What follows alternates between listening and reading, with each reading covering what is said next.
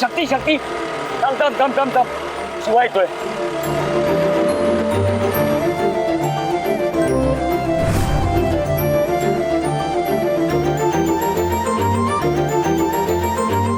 काय रे मागावर आहेस का तू आमच्या? कामधंदी नाही येत का तुला?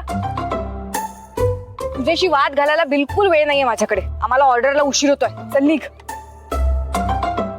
ओ इडली सांबार तडतड करण्याआधी विचारा तरी ना कशासाठी आलोय म्हणून. का तोंड दिल्या म्हणून पक पक पक पक करत बसणार?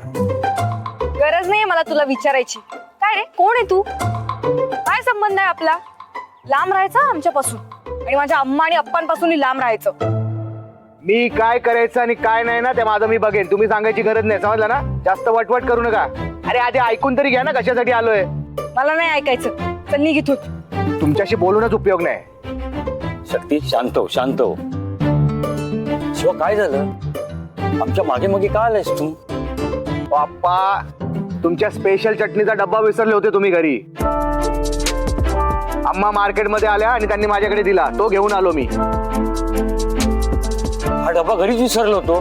बरं झालं तू आणलंस म्हणून. अरे हा महत्वाचा डबा आहे, नाही तर माझं नाव खराब झालं असतं. ते सॉरी अप्पा.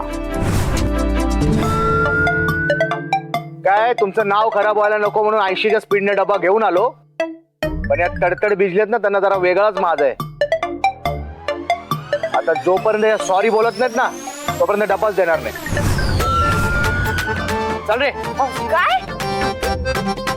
बघा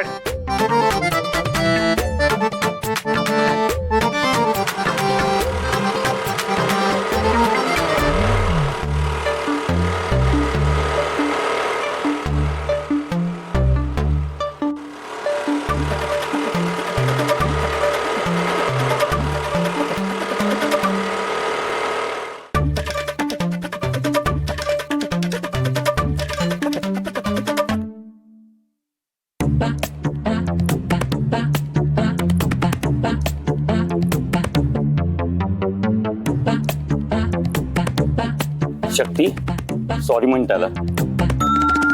अगं तो आपल्याच मदतीसाठी आलाय ना. पण काही झालं तरी मी त्याला सॉरी म्हणणार नाही. अय्यो शक्ती असं नको करू ग. ठीक आहे मी घेऊन जातो मग डबा.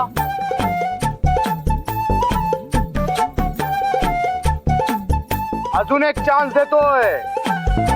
इथे येऊन सॉरी म्हणायचं आणि डबा घेऊन जायचा. हे बघ शक्ती 20 मिनिटं उरली आहे. मी त्या माणसाला शब्द दिला की ऑर्डर वेळेवर पोचेल म्हणून. आणि ती चटणी आपली खासियत आहे ग. हीच जर का नाही नेली तर आपलं नाव खराब होईल. शक्ती तुझ्या अप्पाचं नाव खराब झालेलं चालेल तुला? अप्पा मग जा आणि जाऊन त्याला सॉरी बोल.